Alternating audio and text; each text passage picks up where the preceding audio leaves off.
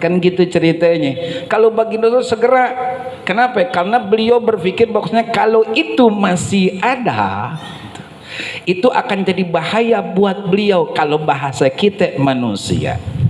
Begitu pula ketika baginda Nabi besar Muhammad sallallahu alaihi wasallam menyatakan di depan para sahabat, wahai para sahabat, siapa di antara kalian yang pernah aku zolimi?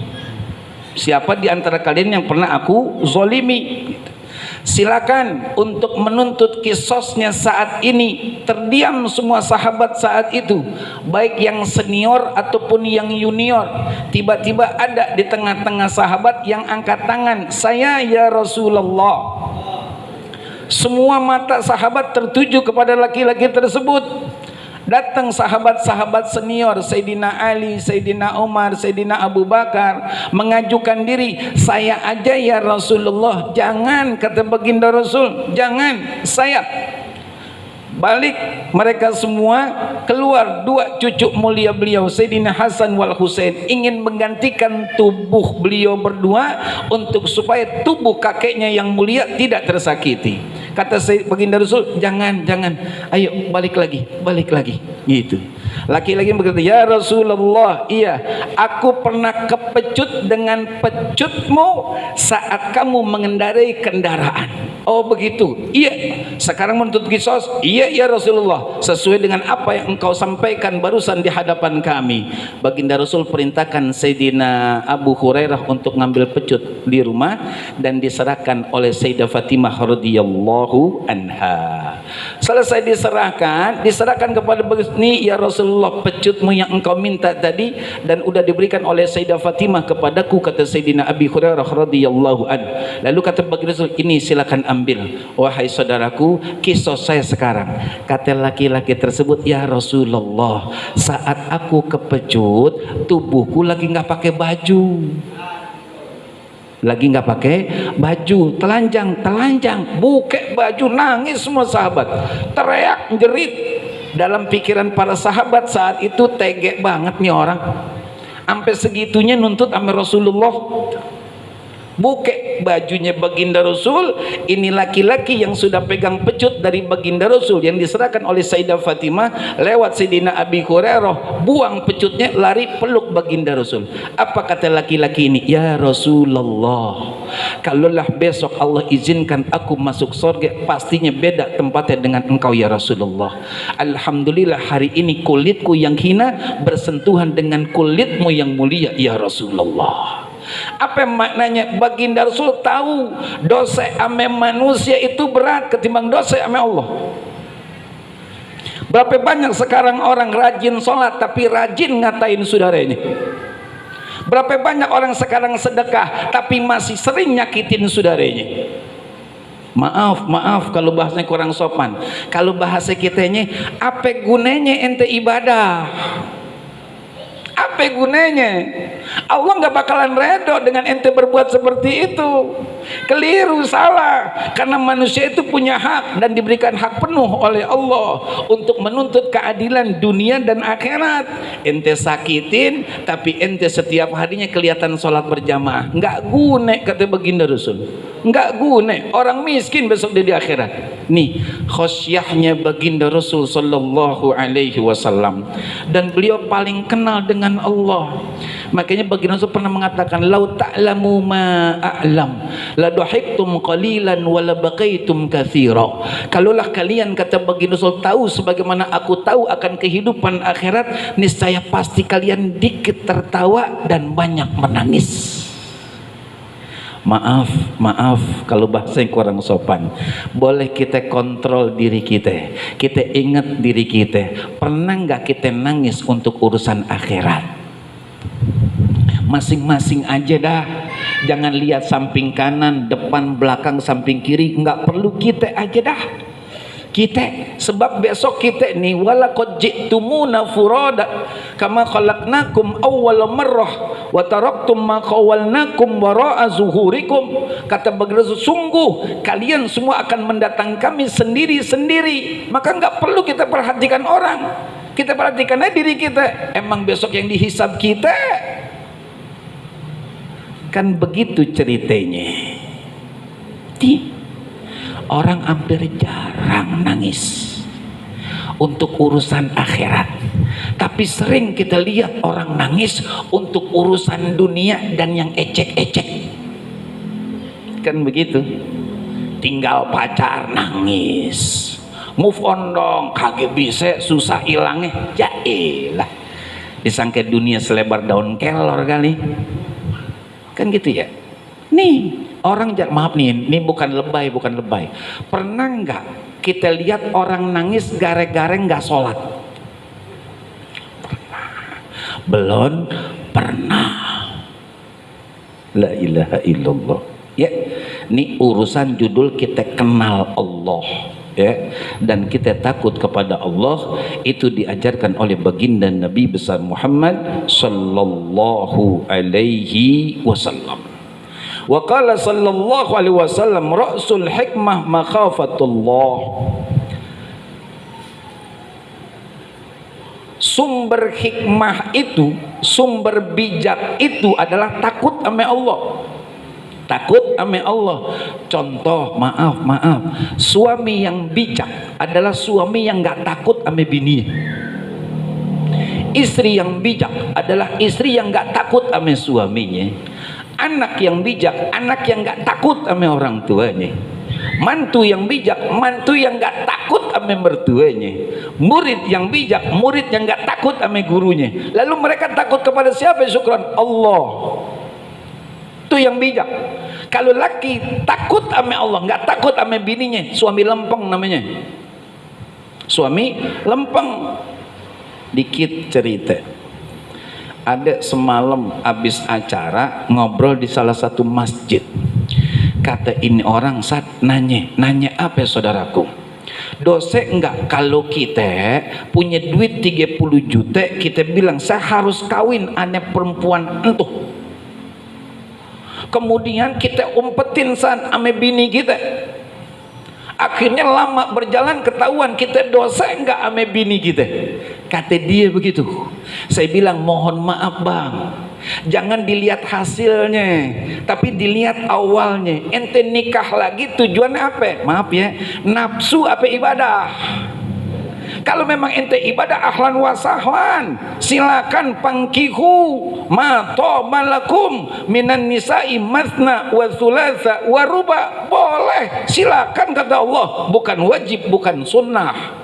Cuman kadang-kadang laki-laki, maaf ya, laki-laki nih ya nafsu dia, nafsu, apalagi bininya udah agak kusut-kusut dan kisut-kisut, udah selesai urusannya, lagi udah kisut, kusut, galak lagi,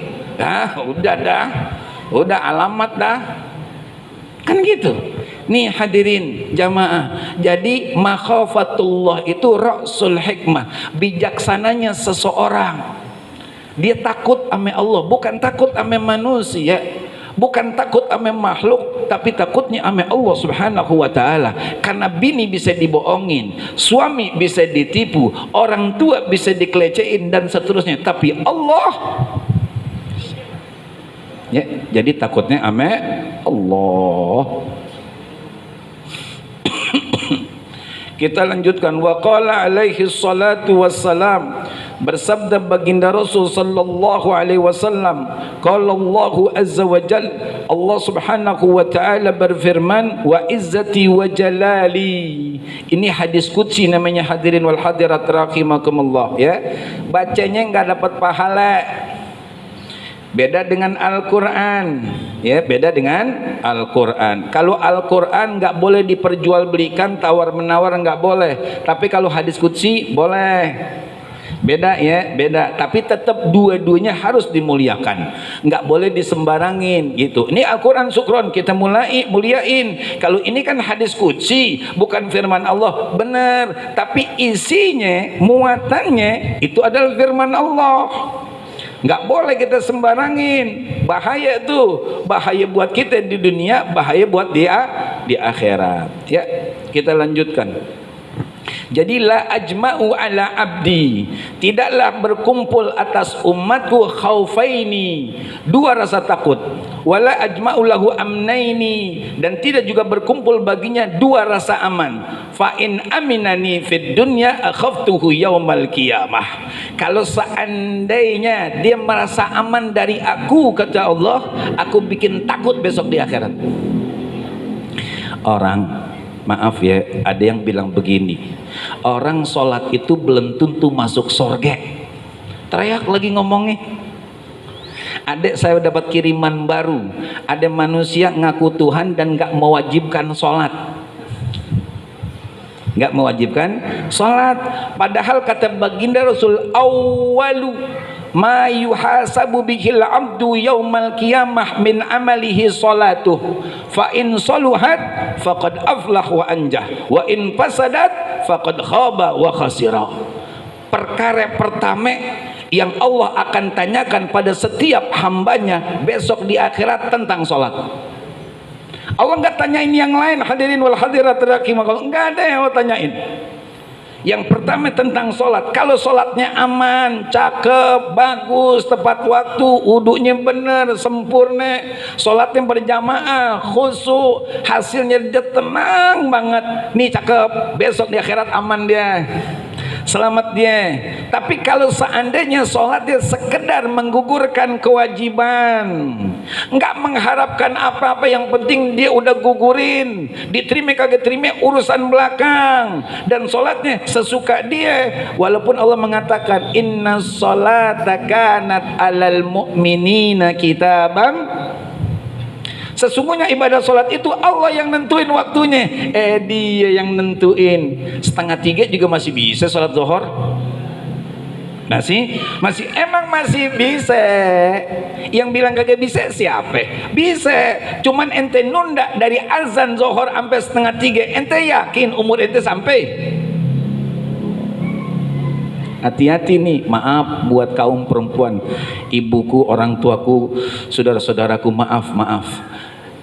Ada beberapa pengajian perempuan saya menyampaikan begini, tolong bagi perempuan yang masih produktif, maaf ya kalau kurang sopan, yang masih menstruasi, bukan yang monopos ya, monopos kan udah nggak menstruasi. Bagi perempuan yang masih menstruasi, kalau saat ini gitu di waktu zuhur dia selesai menstruasinya, udah selesai nggak keluar lagi, segera mandi. Jangan pakai ditunda, karena 1 menit ke depan kita nggak tahu bagaimana kita. Kalau itu dilakukan sama dia tunda, pertama malaikat rahmat nggak masuk ke rumah dia. Emang apa? Ada orang yang kotor dan udah selesai kekotorannya tapi nggak segera mandi, malaikat rahmat nggak masuk. Yang kedua, kalau dia meninggal dunia su'ul khotimah dan bawa dosa 2 yang besar. Pertama, menunda mandi. Yang kedua, ninggalin sholat.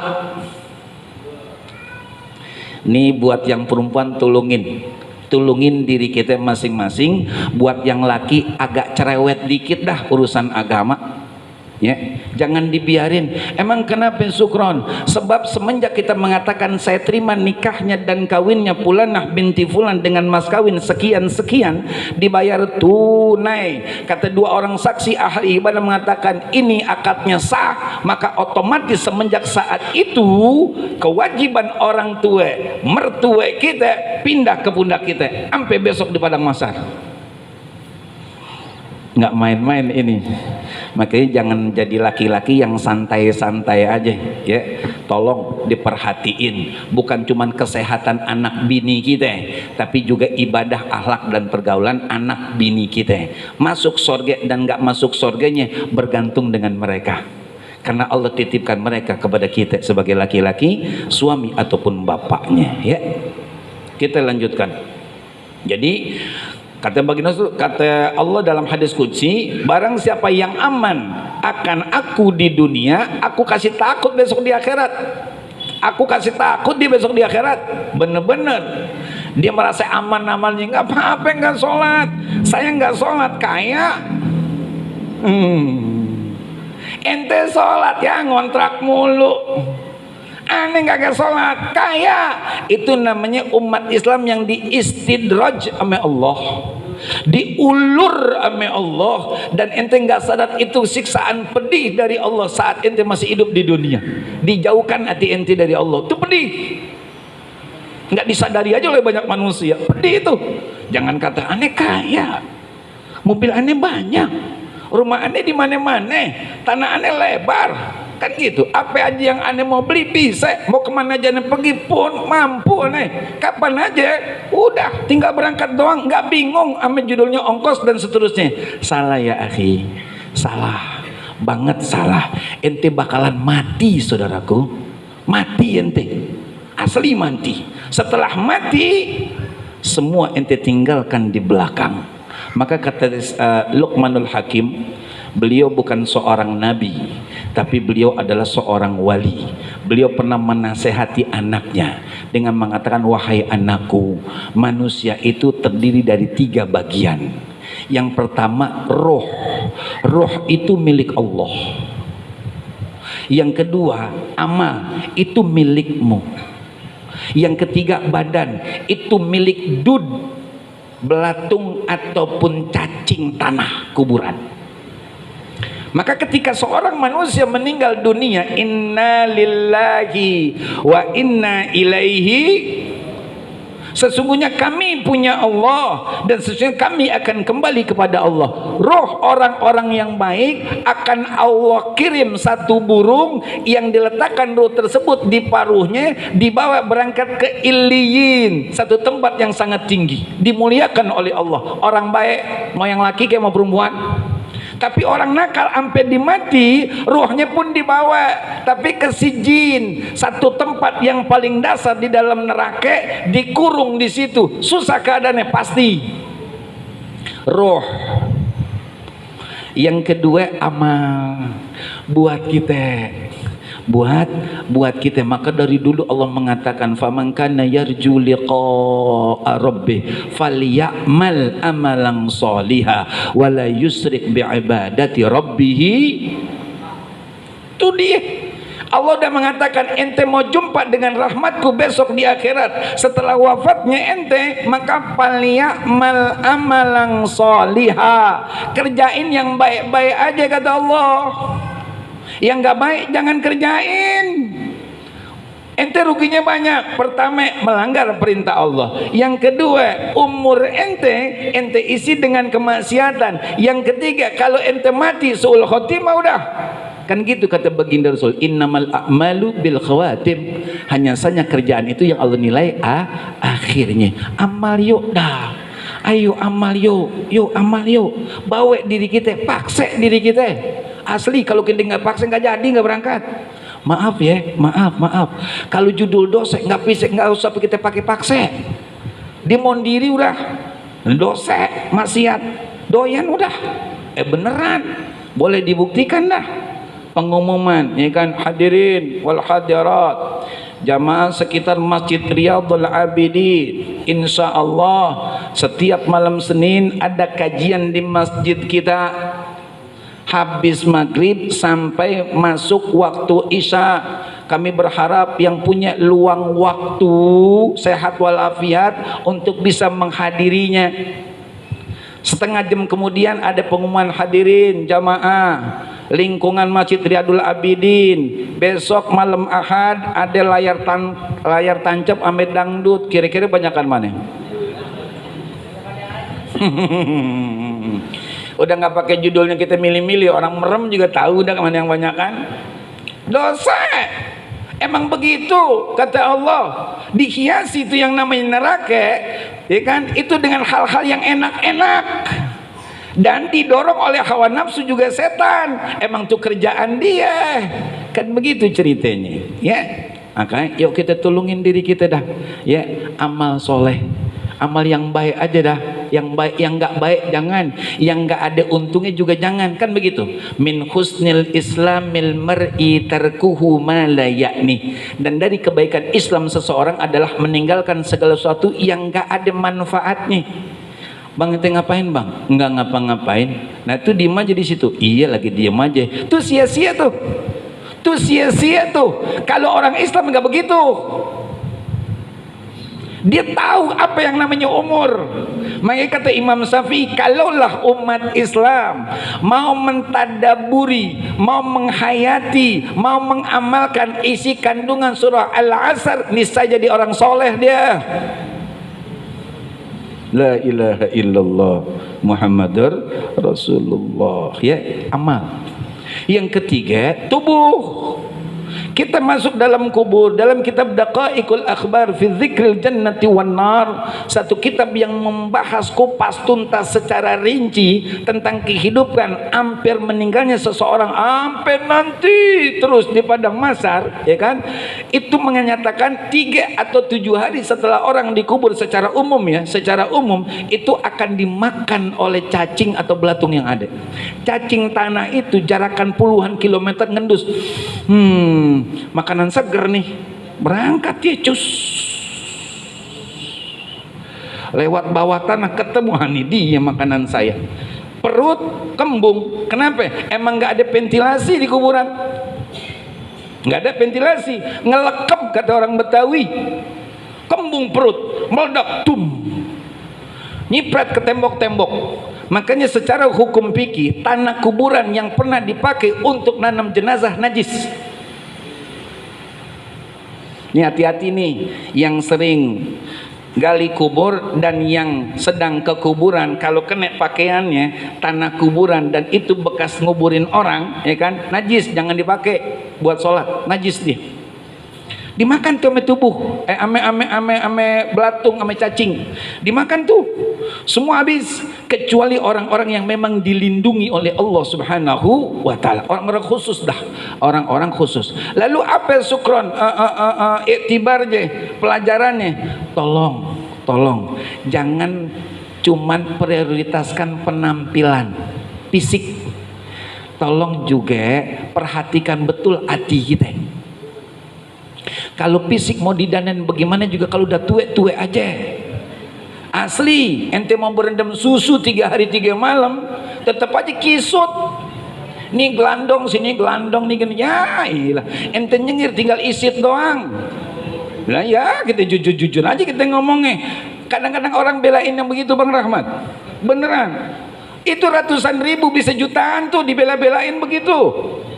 Ya kan? Buat apa? Supaya penampilan tetap kencang, tetap segar. Ibu kelihatan masih muda. Siapa dulu dong? Perawatan. Perawatan ya akhi. Hati rawatin, bukan badan. Salah. Sebab bagaimanapun kata baginda Rasul, kunci orang benar enggaknya di hati, bukan di tubuh. Nih supaya kita faham, itu nasihat Luqman Hakim kepada anaknya. Walaupun beliau bukan nabi, emang beliau adalah seorang wali, makanya itu diabadikan ucapan-ucapan beliau oleh Allah di dalam Al-Quran. Kita lanjutkan hadirin jamaah rahimakumullah. Wa in khafani fid dunya amantuhu yaumal qiyamah. Barang siapa yang takut kepadaku di dunia, aku kasih aman besok di akhirat. Aku kasih aman kata Allah. La ilaha illallah. Nih judul kita tentang khauf, tentang takut gitu. Kalau kita takut ame makhluk, benar ataupun salah kitanya pasti lari.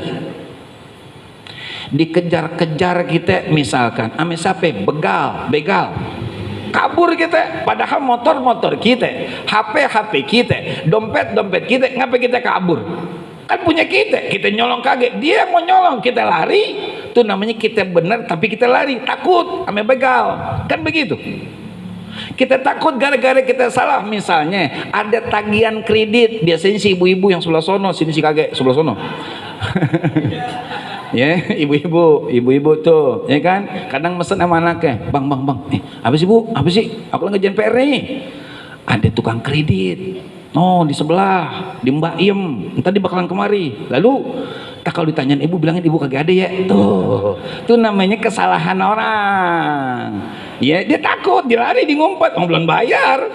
Ya kan, panci sama inian, sama rak piring, ngeredit. Kan gitu. Tapi kalau kita takut sama Allah, harusnya kita cari Allah, kita kejar Allah gitu, sampai Allah benar-benar kasih ampunannya, kasih rahmatnya, kasih ridhonya. Di mana syukron? Di rumah Allah. Mana syukron? Masjid, musola, majelis taklim. Makanya ada hadis dari baginda Rasul, mungkin pernah saya sampaikan di majelis kita ini, man tatahhara fi baitihi summa madha ila baitin min buyutillah liyaqdiya faridatan min faraidillah kanat khutuwatuhu ihdaha takhuttu khati'atan wal ukhra tarfa'u darajatan. Barang siapa yang bersuci dari rumahnya, makanya maafnya, dimanapun masjid, dimanapun musola, air yang ada buat orang yang mampir, buat orang yang batal wudhunya, bukan tetangga masjid, tetangga musola wudhunya di masjid, di musola. Salah ya akhi, salah. Wudhu di rumah. Kadang-kadang masjid sama musola dikira kontrakan. Ini sarung, ini baju, dia pakai baju kemeja, cuman kancing 3 dibuka atas, ini pakai celana pendek, Samsu. Ke rumah kontrakan kita mau bilangin tua, kita kagak bilangin dia salah, kan repot kita jadinya. Mau kata apa dah? Saya lihat, bukan saya ngarang-ngarang, saya lihat itu. La ilaha illallah. Coba dah, wudhu di rumah, air kita jadi berkah. Jangan cuma buat nyuci doang, buat ibadah juga dong. Wudhu di rumah yang benar. Selesai wudhu berangkat tuh kemana? Ke rumah-rumah Allah, masjid, musola, majlis taklim. Buat apa syukron? Liyaqdiya faridatan min faraidillah, untuk menunaikan kewajiban-kewajiban, kefarduan-kefarduan yang Allah wajibkan ataupun fardukan atas kita hamba-hambanya. Salat, syukron salat berjamaah, hukumnya sunnah muakkad. Sholatnya yang fardu, kalau jamaahnya sunnah, tapi sangat ditekankan oleh baginda Rasul, kan begitu. Buat laki-laki, kalau buat perempuan lebih baik di rumah. Rumah baik sholatnya, di kamar lebih baik, di kamar lebih baik, di samping pintu lemari lebih baik. Itu perempuan muslimah. Tapi kalau bini kita minta izin, kata baginda Rasul, untuk sholat berjamaah gabung sama laki-laki, wahai para suami, jangan larang mereka. Tuh. Yang penting bini jangan dandan. Nih orang mau ke masjid, ilah orang mau kundangan. Kata laki mau kemana saya? Kan tadi udah izin mau sholat isya, Jadul Abidin. Ilah illallah neng, lamaan dandan neng ketimbang sholat. Tanya sama ibu-ibu. Gak beda, ayo kita pikirin. Lamaan mana? Sholat sama dandan. Ayo jujur. Laman dandannya, merosot nih, macing, la ilaha illallah. Sholatnya udah neng, udah. Kok cepet banget neng? Ya ilah, maghrib bang 3 rakaat bang maghrib. La ilaha illallah. Jangan maaf ya bu, maaf minta redho wahai orang tuaku, saudara-saudaraku yang perempuan, maaf. Kan kata baginda begitu. Lama ro'aitul nar, kan? Lama ro'aitun nar fa'aktsaru ahliha an-nisa. Ketika aku diizinkan oleh Allah untuk melihat neraka, maka yang aku lihat kebanyakan penghuninya adalah perempuan. Nah kalau bahasanya beda ini bu, kita mah laki, nah ibu perempuan, begitu jadinya kalau bahasa bedanya gitu. Cuman tulungin, tidak setiap perempuan masuk neraka gitu. Sayyidah Fatimah radhiyallahu anha, salah satu dari 4 pemimpin wanita besok di surga. Itu Sayyidah Fatimah Az-Zahra, putri kesayangan baginda Rasul sallallahu alaihi wasallam. Kita bisa nggak sebagai perempuan? Bisa.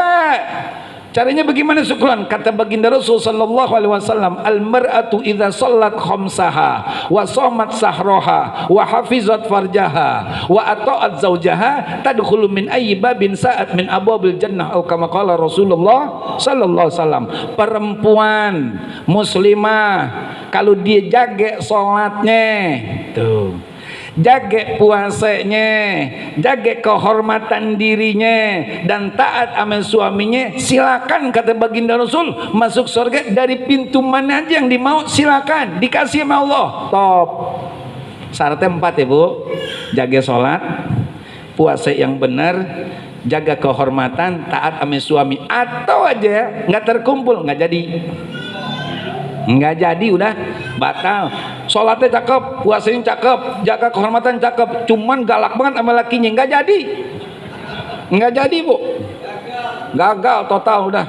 Karena kunci surga di suami, walaupun suami kita hitam, pendek, ya Bu, maklum memang nasibnya begitu dah. Tapi dia surga. Ketimbang yang tinggi, putih, ganteng, wangi, ya kan, bajunya keren, kemudian sepatunya subhanallah, HP-nya 3, turun dari BMW, bukan main. Tapi itu udah haram. Makanya ketika ada pertanyaan dari Habib Novel Alidrus Solo kepada Buya Yahya di majelisnya Buya Yahya, "Guru, saya boleh bertanya?" "Ente mah jangan bertanya." "Enggak guru, saya mau bertanya, apa hukumnya?" Ini agak sedikit keluar, mohon izin kepada ketua dan pengurus yang ada, juga jamaah. Apa hukumnya, maaf ya kalau bahasanya kurang sopan, ketika pasangan suami istri yang sah sedang hubungan intim, tapi di benak laki-laki mikirin perempuan yang lain, di benak perempuan mikirin laki-laki yang lain, apa hukumnya? Kata Buya Yahya, terhukum zina walaupun tidak dirajam, tapi dosa besar. Dia lagi ada di hadapan pasangannya yang sah, tapi yang dipikirin orang lain tuh. Ini nggak main-main nih. Kadang-kadang kan laki begitu, ya. Namanya Santi diganti Sanusi. Makanya bininya balas, "Neng, gule di mana tuh bang yang tulisannya garam?" "Noh, ngapa gule tulisannya garam?" "Nah, kayak abang kan di HP." Ya kan? "Sanusi, saya tahu bang, namanya Santi." Ya, tolongin jadinya ya hadirin. Jadi ketika wa in khafani fid dunya amantuhu yaumal qiyamah, ketika kamu takut kepada aku di dunia, maka aku bikin engkau aman besok di akhirat. Kita takut sama Allah, takut dah gitu, sebab siksa Allah nggak main-main. Terbelalak besok, terbelalak mata kita, nauzubillah. Oh begini hukuman Allah. Kalau mengatakan oh begini hukuman Allah, udah terlambat ya akhi. Kalau ente bilang oh begini hukuman Allah kemarin waktu hidup di dunia, jangan udah di kuburan atau di padang mahsyar, nggak bisa balik. Nggak bisa balik udah, mau bagaimanapun judulnya, bagaimana mau balik? Adanya udah di neraka, dalam neraka jahanam perjalanan 70 tahun. Kemarin dapat kabar, ada orang Indonesia kalau tidak khilaf, ya kan, 17 bulan naik sepeda ke Saudi, itu 17 bulan. Ya kan, Jakarta Indonesia Saudi itu 17 bulan, belum sampai 70 tahun. Kira-kira 70 tahun kemana ya? Emang ngapain syukuran begitu? Biar kita kenalan nama neraka.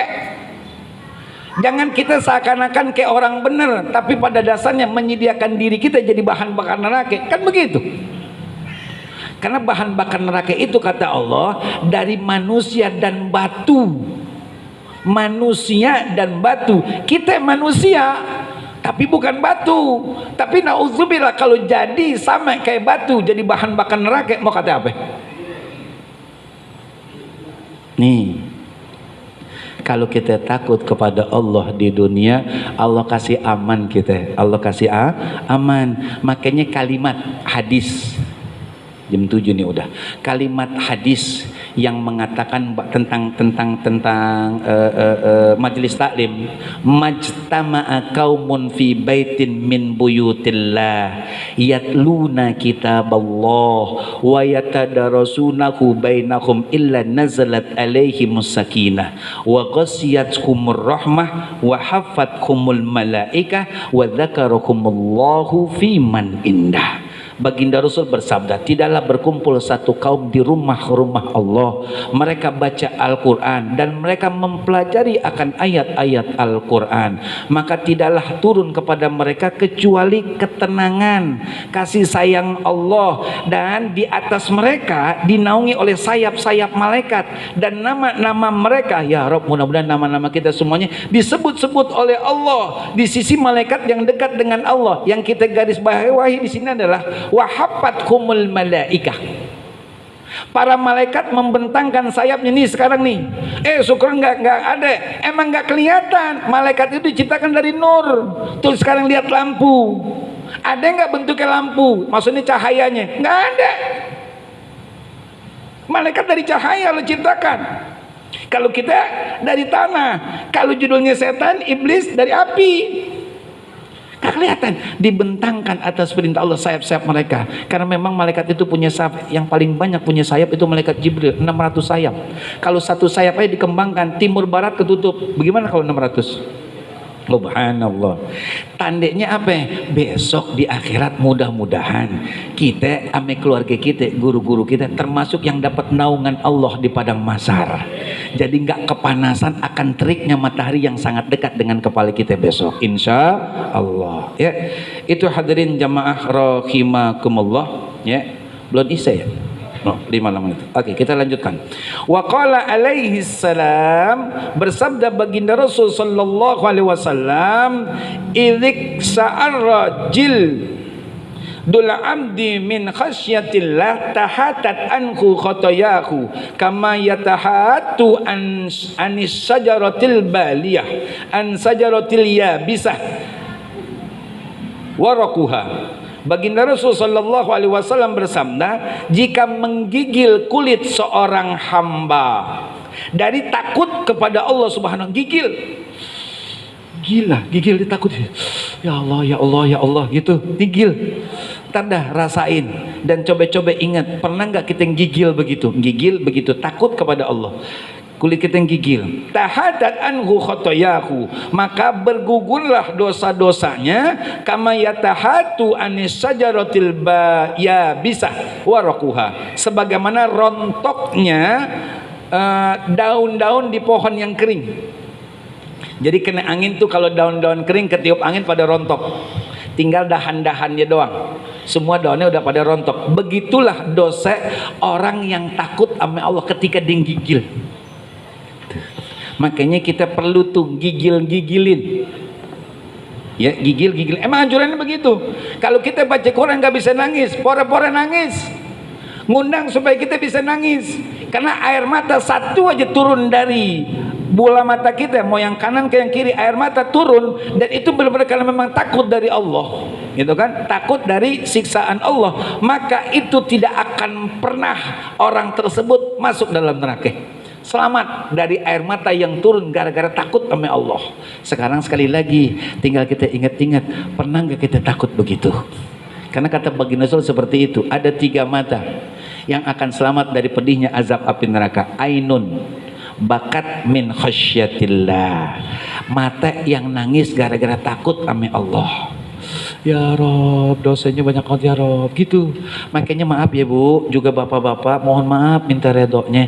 Kalau ada waktu luang jangan nongkrong, jangan ngobrol, udah gelar sejadah, inget-inget dosa, gitu. Mudah-mudahan netes air mata kita, bukan kita merekayasa, bukan kita melebay-lebaykan diri, enggak. Emang kita ingat dosa kita ingat, ya Rob ampunin, ya ingat gitu. Istighfar ya Rob, taubatan ya Rob, keluar air mata, maka itu selamat dari neraka. Ainun bakat min khasyatillah. Kemudian ainut kafat min maharimillah, mata yang ditutup dari sesuatu yang diharamkan oleh Allah, Dulu ada seorang sahabat deket banget sama Rasulullah, sering banget berjamaah sama Rasulullah. Sekali waktu pulang dari jamaah, beliau ngarah pulang ke rumahnya, ada pintu tetangganya yang kebuka. Kemudian secara nggak sengaja refleks beliau nengok begini, kelihatan perempuan. Lalu beliau noleh lagi pulang. Sampai di rumah gigil beliau, takut beliau, malu banget sama Rasulullah. Padahal Rasulullah belum tahu itu. Dia takut, nggak pernah lagi jamaah sama Rasulullah, nggak pernah lagi kumpul sama sahabat juga Rasulullah. Dicari-cari sama Rasulullah, dicari-cari, sampai akhirnya beliau mengasingkan diri ke atas gunung. Ketemu, ditanya, ente kenapa sih? Ada apa? Kata baginda Rasul, kok udah lama nggak gabung sama kita, nggak kumpul sama kita, nggak sholat jamaah? Apa kata beliau? Ya Rasulullah, maafin, saya sekali waktu pernah pulang sholat berjamaah bersamamu dan para sahabat. Ketika pulang aku menoleh ke salah satu pintu tetangga yang kebuka, dan kebetulan kelihatan perempuan, langsung aku palingkan wajahku, aku pulang. Aku takut banget ya Allah, takut sama Allah, malu kepadamu. Tuh, kalau kita kan memang kita cari, enggak, jujur aja nih, dicari, emang dicari. Tuh, nih, tuh orang yang takut sama Allah tuh gitu. Ainun kafat min maharimillah wa ainun harasat fi sabilillah, mata yang begadang di jalan Allah. Kalau secara khususnya berjuang, yang lain para sahabat istirahat, kita siskamling dagenyin tuh. Kalau secara umum termasuk tahajud, termasuk ibadah malam, mau baca Quran ke, hafal Quran ke, belajar ke, begadang gitu, begadang di jalan Allah. Insya Allah itu adalah 3 mata yang menurut baginda Rasul akan mengamankan orang tersebut dari pedih dan panasnya api neraka. Hadirin wal hadirat rahimakumullah, ya, udah masuk waktu Isya. Insya Allah sebelum kita berdoa ada maklumat dari pimpinan Masjid Jami' Riyadul Abidin Akhil Aziz Al-Mukarram Ustadz Ahmad Zarkasi bin Al-Mukarram Ustadz Haji Ahmad Sanusi bin Kiai Haji Mursyahid berkenan tentang tabungan korban. Mohon izin kepada ketua dan seluruh guru, para orang tua juga jamaah, Bapak Ibu, saya cuman ingin ikut dalam kebaikan. Artinya begini, tolong kalau kita yang punya duit jangan pelit. Yang tahu kita punya duit ataupun tidak pastinya kita, kan kita yang tahu gitu. Ada apa enggak duit kita, mau di dompet kek, mau di selipan peci kek gitu, mau dibawa bantal kek, mau di deposit kek, invest kek, dan seterusnya. Kita yang tahu. Maaf, jangan pelit. Lalu bagaimana syukur? Belanja di jalan Allah. Di antaranya kayak begini nih. Kalau nggak begini bagaimana syukuran tabungan? Bisa langsung, cuman kalau langsung kan besar gitu. Dan umur kita pun belum sampai. Keuntungan yang ini pertama ya, insya Allah kalaupun kita wafat sebelum terkumpul, mudah-mudahan masuk ke dalam hadis baginda Rasul sallallahu alaihi wasallam, niatul mu'min khairun min amalih. Niatnya seorang mukmin lebih baik ketimbang kerjaannya. Nabung bismillah tuh, ya kan. Nyicil kita 300.000, motor kita kuat 500, nggak kita bawa mati. Itu yang pertama. Yang kedua, mohon maaf, pelit itu bahaya dunia akhirat. Maka Allah Subhanahu wa taala mengingatkan kita hamba-hambanya, auzubillahi minasyaitonir rajim, wala yahsabanna alladzina yabkhaluna bima ataakumullahu min fadli huwa khairul lakum bal huwa syarrul lakum sayutawwaquna ma bakhilu bihi yaumal qiyamah.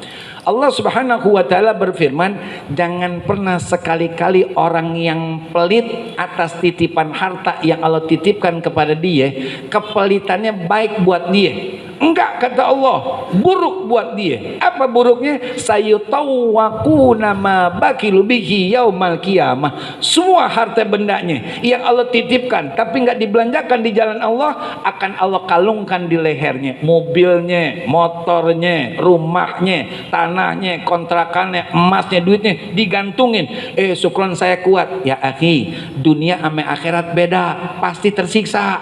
Jangan jadi korban, maka berkorbanlah.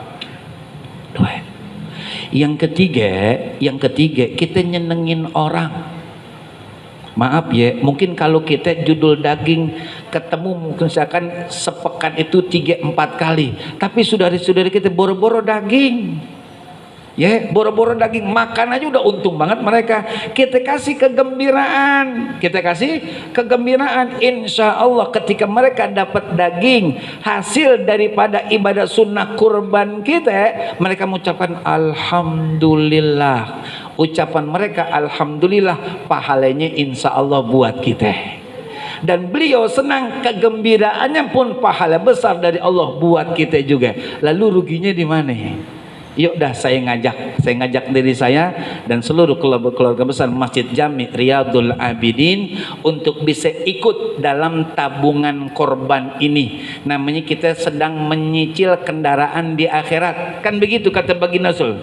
Innaha la ta'ti yaumal qiyamah bikuruniha wa asy'ariha wa azlafiha. Sesungguhnya hewan korban yang kita sembelih di dunia ini ikhlas karena Allah, besok akan mendatangi pemiliknya di akhirat dengan tanduknya, dengan bulunya, dan dengan kuku-kuku kakinya lengkap. Ada kendaraan kita besok di akhirat, enak jalan-jalan ke kontrakan sorganya Ustadz Ahmad Zarkasi, guru kita Ustadz Dr. Andes Haji Sakarudin. Assalamualaikum, waalaikumsalam. Lagi ngapain nih Ustadz? Enggak, lagi ngeteh. Boleh ikut pakai kendaraan kita?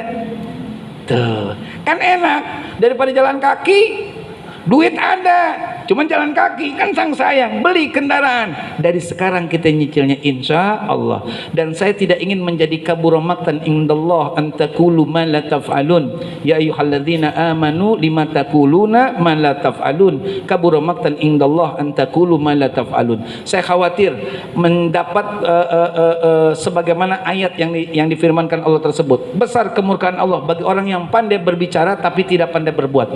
Insya Allah saya enggak ikut ini tapi saya langsung gitu, ikut gabung langsung patungan untuk 1 ekor sapi ataupun kerbau insya Allah. Makanya ini saya sampaikan, jadi jangan Sukron ngomong doang dia, tabungan kagak ikutan dia, wah repot urusannya nih, maka saya takut sama Allah. Nah saya katakan, saya mungkin nggak ikut tabungan, cuman saya insya Allah ikut patungan untuk beli hewan besar insya Allah. Mudah-mudahan semuanya kita bisa melaksanakannya ya. Sekarang maklumat dari Ustadz Ahmad Zarkasi bin Ustadz Ahmad Sanusi bin Kiai Mursyid. Fadhal. Terima kasih Ustadz. Assalamualaikum warahmatullahi wabarakatuh.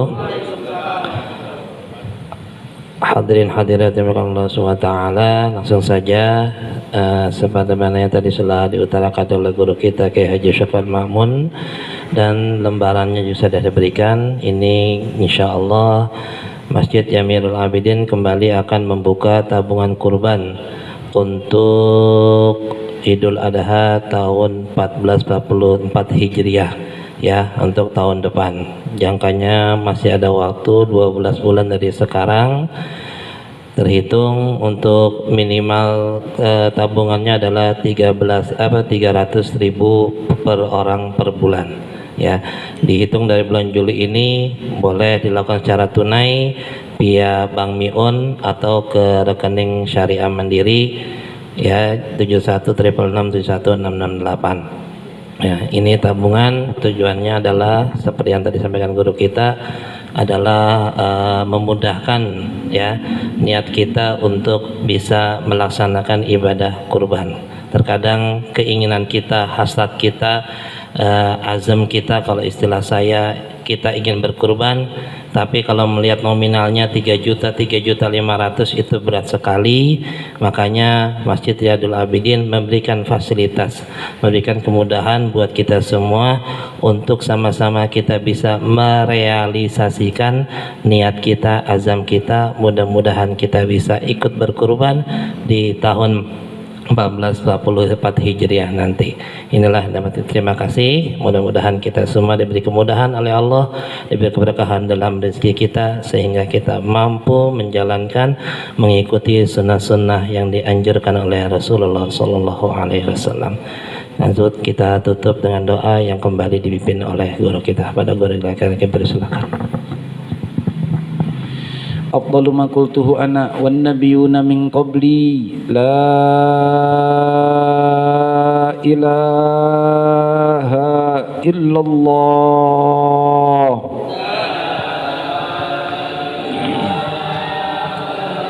la ilaha illallah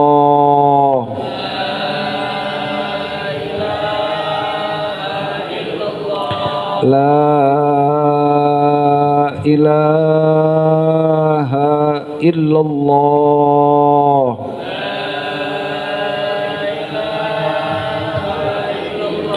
Muhammadur Rasulullah.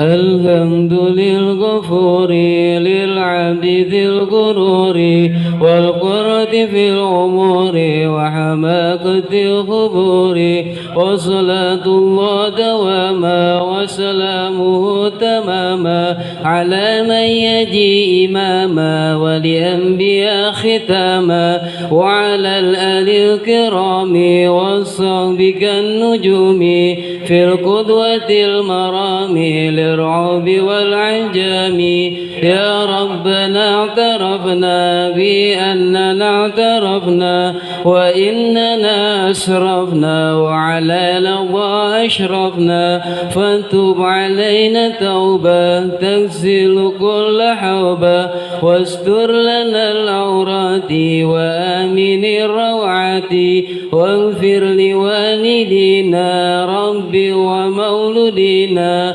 والأهل والإخوان وسائر الخلان وكل ذي محبة حوجرة أو صحبة والمسلمين أجمع آمين ربي يسمع فضلا وجود منا لا بالكساب منا بالمصطفى رسول نهضى بكل صلي صلى وسلم ربي عليه عبد حبي وآله وصحبه غدا وطاش صحبي والحمد للإله في البدء والتناهي. استغفر الله العظيم استغفر الله العظيم استغفر الله العظيم. بسم الله الرحمن الرحيم الحمد لله رب العالمين. اللهم صل على سيدنا محمد وعلى آل سيدنا محمد. اللهم إنا على ذكرك وشكرك وحسن عبادتك. اللهم أغننا بالعلم وزينا بالحلم وأكرمنا بالتقوى وجملنا بالعافية. اللهم يا محول الحول والأحوال حول حالنا إلى أحسن الحال يا كثير النوال ويا خالق جميع الأفعال وفقنا لنية الخير في جميع الأقوال والأحوال. اللهم إنا نسألك خير أمرنا آخره وخير أعمالنا خواتمه وخير أيامنا يوم نلقاك فيه. ربنا آتنا في الدنيا حسنة وفي الآخرة حسنة وقنا عذاب النار. ربنا تقبل منا إنك أنت السميع العليم وتب علينا إنك أنت التواب الرحيم. وصلى الله على سيدنا محمد وعلى آله وصحبه وسلم. سبحان ربك رب العزة عما يصفون وسلام على المرسلين والحمد لله رب العالمين. Lebih kurang mohon maaf. Assalamualaikum warahmatullahi wabarakatuh.